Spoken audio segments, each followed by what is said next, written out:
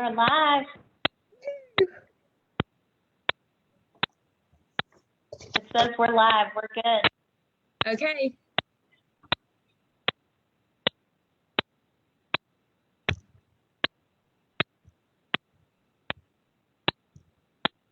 Hey everyone, good afternoon. Sophia Towns here. I'm program coordinator for the Low Country Autism Foundation, and we also have our executive director joining us today, Kat Bodkin. And today we are going to be discussing a really tough part of those of us who are touched by autism. We're going to be discussing meltdowns. So autistic meltdowns in public. It's just part of having a loved one with autism. It's just part of it.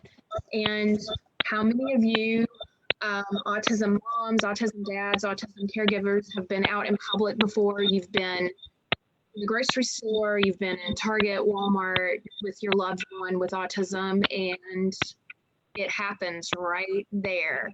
And how many of you guys have had a lot of people just stop staring at you, gawking at you? Some, unfortunately, probably people making comments, really mean comments at you under their breath, and you still hear it. So that's what we're going to be talking about today. So we're going to get real, as I like to say, today in the autism world here. So anyway, first thing I want to discuss is a tantrum versus a meltdown. And I think it's important for us to talk about the differences between a tantrum and a meltdown, because it is, I think, important for us as caregivers to educate others, right, on the differences. All right. So let's talk about a tantrum. All right. A tantrum, a temper tantrum, if you will.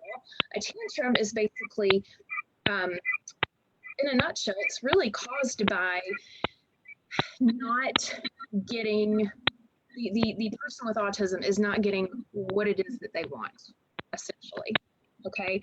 For example, my son Joseph threw a temper tantrum yesterday in the car because I did not give him his dinosaur that he wanted. And so for 30 straight minutes in my 1 hour commute, my son was screaming at me. And so what did I do? What do you do when you are dealing with a tantrum? Experts say, and I can attest to this, I'm not an expert, but I am an autism mom. Ignore it. As hard as it is, completely ignore the behavior, ignore the screaming, ignore the crying. For the love, try and be strong as you can, but do not give in to them. Do not give them the item that they want, okay? Because what you end up doing, you're actually reinforcing that behavior to happen more often, because now the child thinks that, oh, if I scream, if I cry, mom's going to give in and I'm going to get exactly what I want. So that's why you always hear a therapist saying, don't give it to them. You've got to be strong. Ignore it. Okay. So tantrums, it's basically, they're wanting to go somewhere that they can't go. They're wanting an item that they can't have. And also sometimes they're trying to communicate to you also, and they can't get that communication piece through to you. The other thing with tantrums require an audience. Okay, so tantrums, there's always going to be someone watching. Okay, so even if it's just you, the caregiver, all right, you are the audience. Okay, so if you're ever witnessing a therapy session with your ABA therapist, notice what they do when the child starts acting out. Protesting, being defiant, not wanting to carry through with the demand that's been put on them. And what does that therapist do? 9 times out of 10, they're completely ignoring the child until the child decides to stop what it is they're doing. Okay, so that's a tantrum. It requires an audience, and it is basically they are trying to get the item that they want. They want to go to a location that they can't go to, or it's dealing with communication. They're not being able to successfully communicate to you. All right. So let's talk about the autistic meltdown. The meltdown, on the other hand, does not require an audience. The meltdown can be done completely with that autistic individual by themselves alone. All right. And the meltdown is it is sensory overload. The individual is completely overwhelmed. They are completely overloaded. And a lot of it is sensory based, emotionally based, and information. There's too much information also at one time. I can tell you I've experienced this in SeaWorld. Actually, I took my son Jack. This was a few years ago, and this was actually about a month before he was officially diagnosed with autism. We were in this sea turtle, I think it was related to Nemo, maybe. Anyway, we walked in, and you have this huge dome over you, and just the room starts vibrating. You have all these flashing lights coming at you. Then you have this, movie, this film that's playing all around you on the ceiling. And immediately my son just covered his ears, started rocking back and forth, started screaming. He couldn't talk. And he completely went to pieces. That was a meltdown. He was completely overloaded sensory wise. Okay.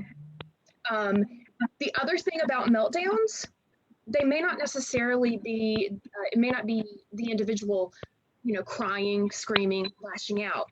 The individual could just completely shut down, complete silence, just complete withdrawal, complete shutdown. That's the other side of a meltdown. Okay. They may not be screaming. So it's important to understand the difference between the tantrum and the meltdown, because it's very different in the way that you handle each one of these. You definitely don't want to handle the meltdown the way that you would the tantrum. Okay, the person having the meltdown, they need help. They don't need you to ignore what they're doing, and we'll go into that in just a second. So let's think about this for a second. A person who is having a tantrum, they can control themselves. They can control themselves. The person having the meltdown, they have zero control over that meltdown. So it's important that people know you cannot. Versus, right? Hear you what? It's like sensory versus behavioral. Exactly. And they cannot control that. Exactly. So it's important to know that you cannot stop a meltdown once it starts. Once the meltdown begins, there's no stopping it. So there's nothing you can do discipline-wise. There's nothing you can do to try and hurry up and calm it out of them. It's just going to happen. Okay. So what are some things you can start doing if loved one starts to go into a meltdown? Number one, and perhaps the most important, is to ensure the loved one's safety. Okay. Sometimes the individual with autism may unintentionally hurt themselves or hurt others. Okay. So what you want to do when you recognize that that individual is going into a meltdown, you need to try and do your best to keep that individual safe. For me, if this happens at home, one of my children, it doesn't matter, what time of day, his first reaction is to run, to get out of the house. So we have now outfitted our doors with locks at the very top, because I've had a couple of times where he just unlocks it, bolts it, he's gone, and he's running out towards the road. So just making sure, for example, if you're in the home, everything is on lockdown. If you're child or loved one is at risk for elopement behavior. The other thing, some of our more severe kids, individuals on the spectrum who may take part in self-injurious behavior. Usually those individuals already have a helmet laying around the house, a helmet that they take with them. You want to go ahead and apply that helmet before they go into full meltdown.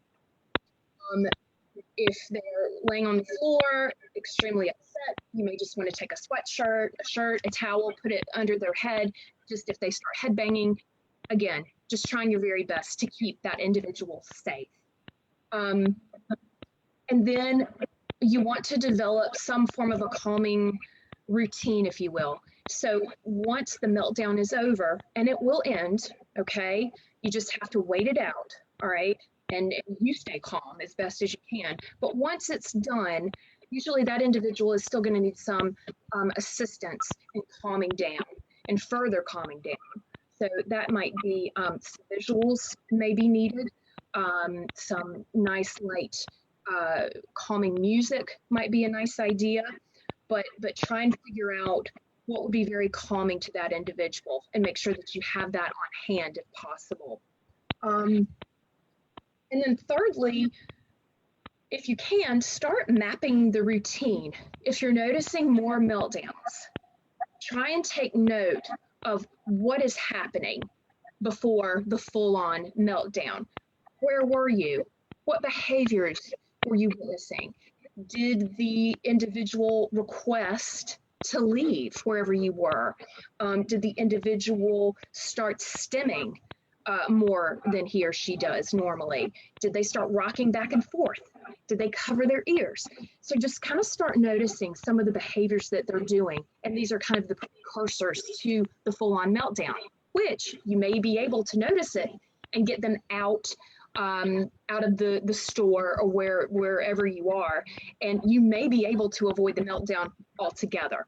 And then lastly, stay calm. It is so hard to witness one of these things. I do it. Kat has witnessed them. It's really hard. It's a hard part of our autism journey to see our babies going through this. But just know that there is an end in sight. It will stop. And you don't want to add to the stress of the situation by not being calm. Try your very best. Be calm. Reassure yourself that it's going to be over soon. Okay. Kat, what do you think?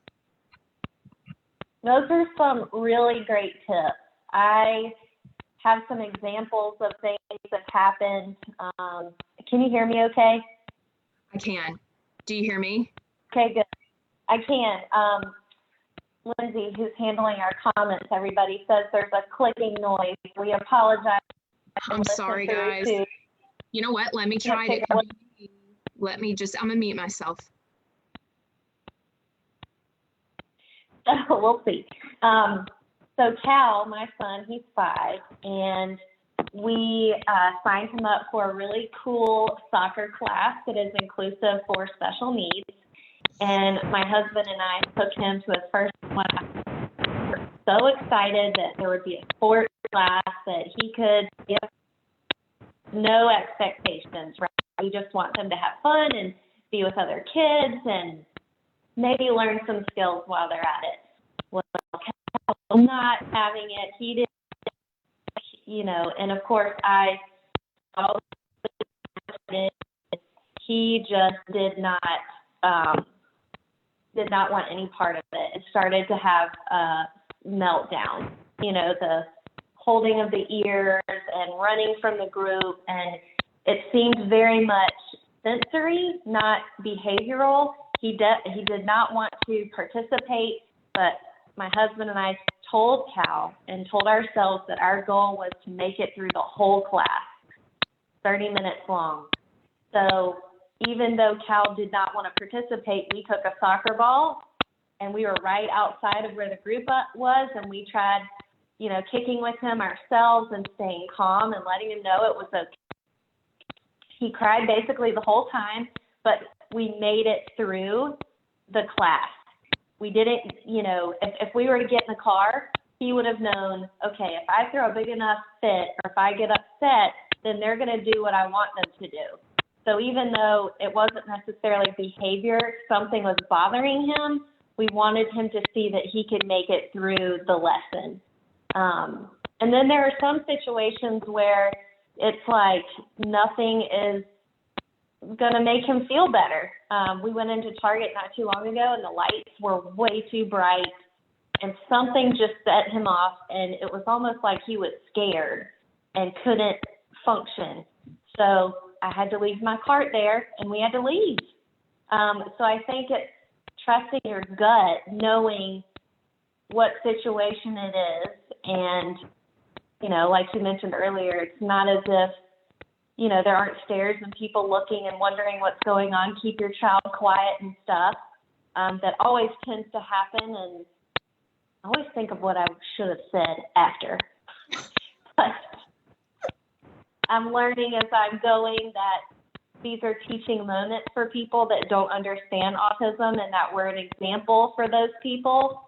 So I have learned how to, you know, talk to people, and it's not always easy. But the meltdowns and the behavioral, whether they're behavioral or sensory, I feel like they tend to happen when you're not at home.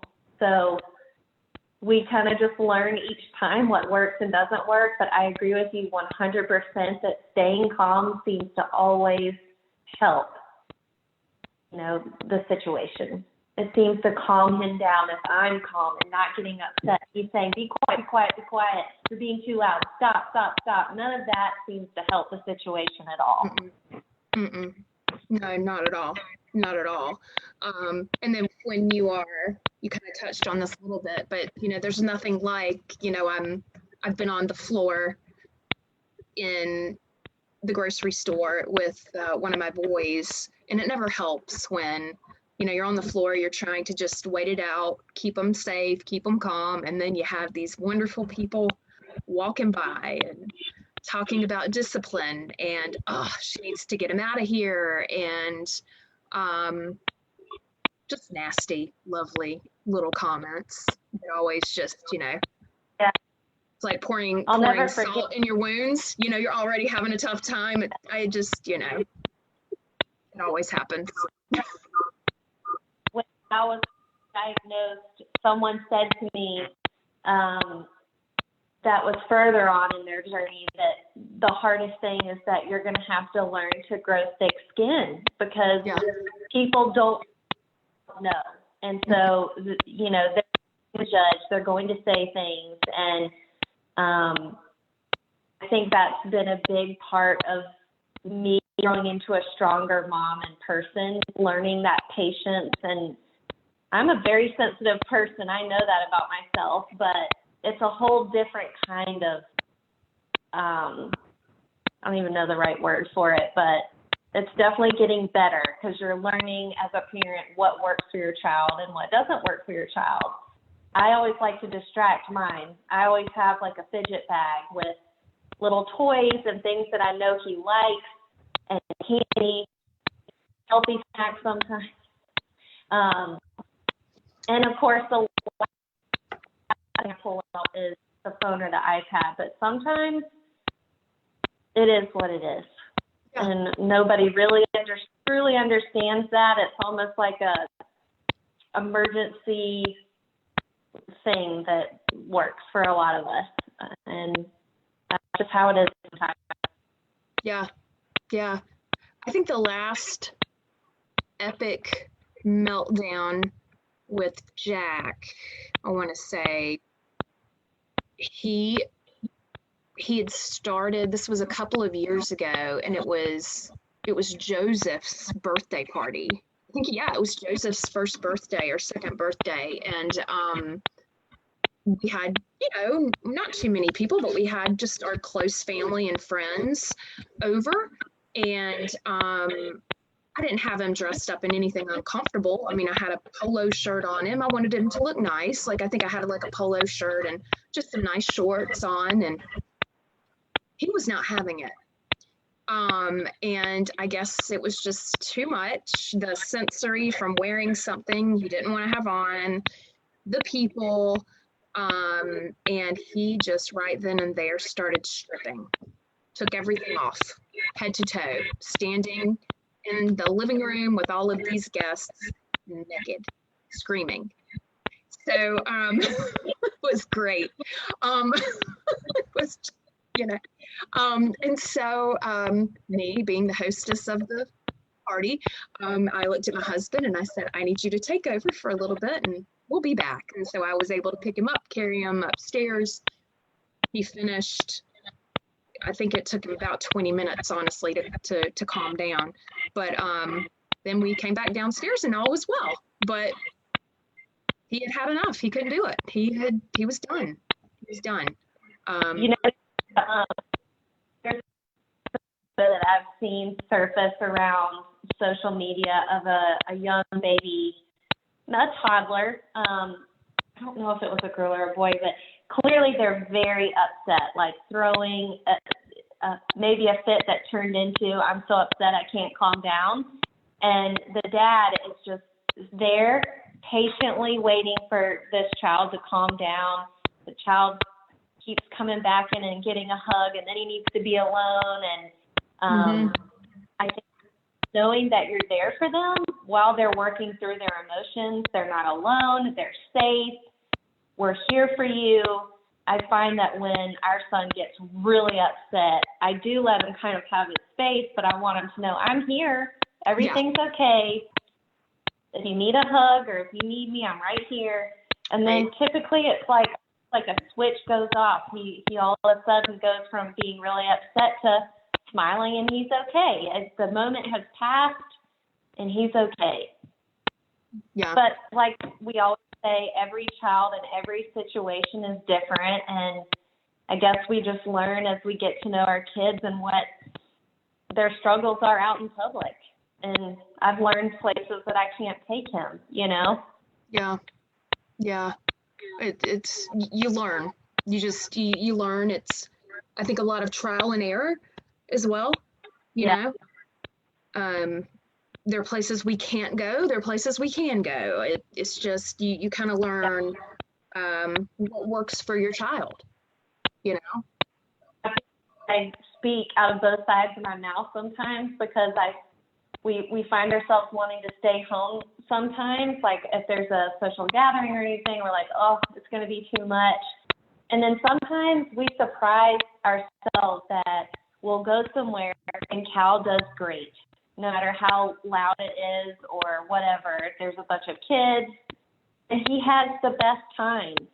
So you don't want to stay inside to avoid life, but be prepared when these things happen. I mean, it's a part of our lives, but we still have to get out there, which is hard. And that's why we do these things for our community, because Sophia and I want you to know that you're not alone. I mean, I often hear parents talk all the time about, oh, I had the worst day yesterday. I was out at the grocery store and my kid totally ran into the big display and all the things fell all over the store and I was alone. And, we're all here and we understand, and you're not alone at all. Absolutely. Maybe some of you can put into the comments for all the other caregivers to hear what your trick is for your kiddo in a situation like that. I mean, we can learn from each other. I certainly learn from all kinds of people. So, share comments. And Sophia, thank you for putting this together. This was so helpful. Absolutely. It's a tough topic. It's not unicorns and rainbows, but it's a necessary topic. And even so, those people out there who don't have a loved one on the spectrum, it's all about educating others. So, one of my dear friends mentioned to me a few months ago that she was at work and all of a sudden she heard this screaming child just screaming, and it went on and on and on. And she told me, she said, I'm not gonna lie, my first reaction was, oh my God, what in the world, get that kid to shut up. And then she said, she caught herself and she said, you know what, that child might have autism. Maybe I need to go out in the hallway and see if everything's okay. So it's things like that, definitely trying to help our fellow autism families, but also, trying to educate the public into, next time you see a mom or a dad or whoever on the ground and they've got their child there and they are just, uncontrollably crying, screaming, they could be hitting their parent, their caregiver, take a step back. Why don't you, instead of gawking or saying some nasty comment, ask if there's anything you can do to help? Just as simple as that. Just as simple as that. Because they're already having a really tough time. They don't need you going up to them or making some horrible comment. That's not helping. Be kind. We're in this big mantra now of kindness. Well, we need more kindness. We definitely need more kindness. So be supportive, be kind. You bring up a good point, because people might see some of our families whose kiddos can be physical and aggressive and assume that it's bad behavior. But in actuality, oftentimes individuals with autism that can't communicate, they have that aggression because they're so upset and they can't communicate what they want or what's bothering them. And so they get physical, whether they're pushing or saying, get away from me, or I need to get out of here. And that's just, it's not like they have a bad heart or anything. It's just a much more bigger thing than a lot of people understand. And let's be real, all typically developing kids have meltdowns when they're younger too. Right. So, I know it's not completely lost all parents that these things happen, but understanding autism better and educating others, I think, would help make our community feel a little bit more accepted and not judged. Right. Especially in those big moments when you're out trying to go to the grocery store and a big meltdown happens. We can't do anything about it. No, we're not bad either. We're not bad parents. We're not, letting our kids get away with whatever. It's just part of autism. We have a comment. I'm so excited. That means people are watching us right now. Someone said, one of my twins attacks his brother whenever he gets mad at me or when he's just upset in general. I have no tips to share, though. They were just diagnosed, so I'm learning. Yeah, that's really tough. I can relate to that myself.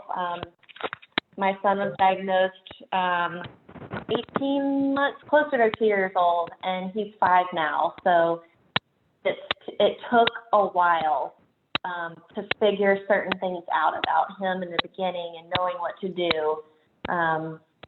And we'd be happy to help you with some resources if you're not already set up with them.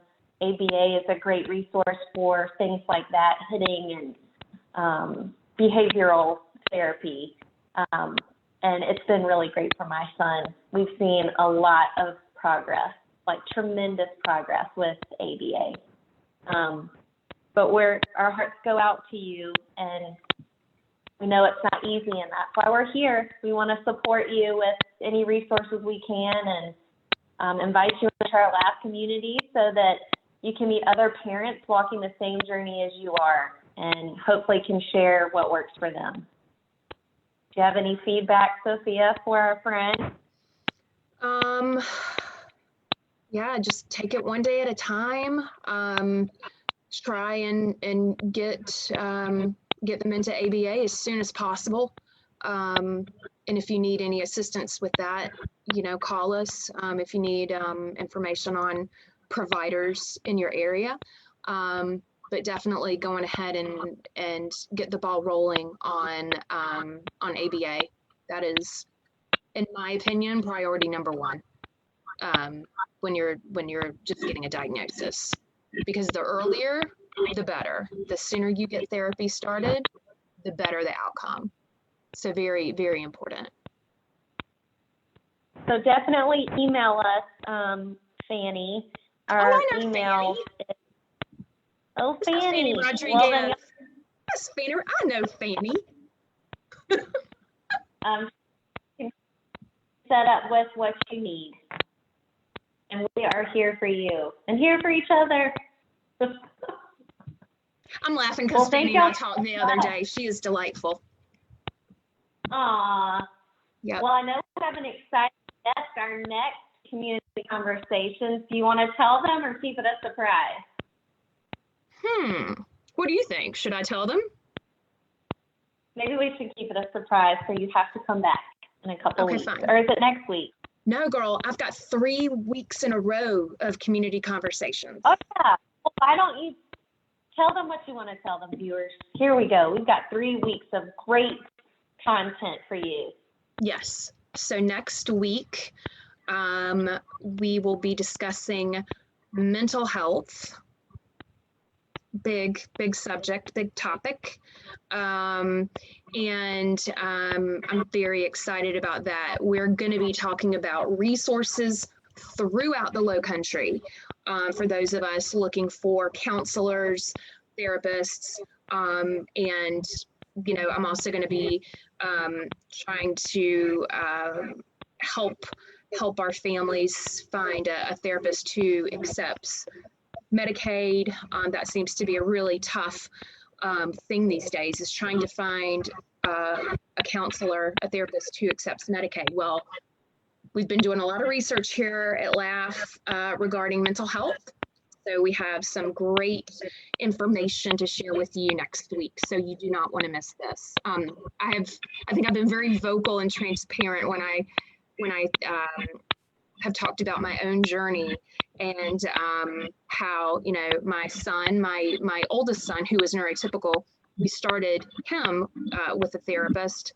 And then I started thinking, maybe I need a therapist. So it has helped us tremendously in our journey through autism. And I want everybody else out there to have access to a therapist. I think it's important. It helps us get through that journey easier, and it's a lot of wonderful support. So I want everyone to have a therapist. Yeah. So there you have it. And then isn't one of our next guests going to be talking about what to do in crisis situations too? Which seems to be happening. We're going to be talking about that, with the mobile crisis units. Yes, we'll be talking about that as well. Yeah, so that's next week. And then the week after that, on the 8th, we're talking about more in-depth self-care for caregivers. Yes. Yes. We have to take care of ourselves. We have to. I know. We're so bad about it. I know. It's like I tell my family and friends, I have to live until I'm like 120. Like I've got to make sure I am very healthy physically and mentally, because I need to live a very long time so I can take care of these special babies, So we all have to do that, guys. So stay tuned. You have anything to add, Kat? No, just thank y'all so much. Sophia and I've really enjoyed this community conversation throughout COVID.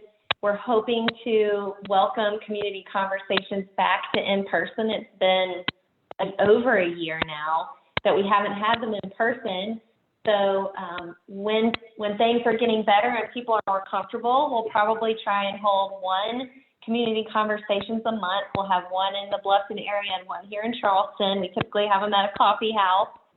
And then we'll continue to do one virtually, because so many people have said it's easier to access the content online and you can watch it whenever you want to. So we're hoping to kind of make a hybrid thing coming up. So thank you for being a part of it. We really enjoy doing it. And if you have any requests for content, Sophia runs all of this, and she would love to hear what you guys want to get from this. So let us know. And thank you. Bye, guys. Have a good day.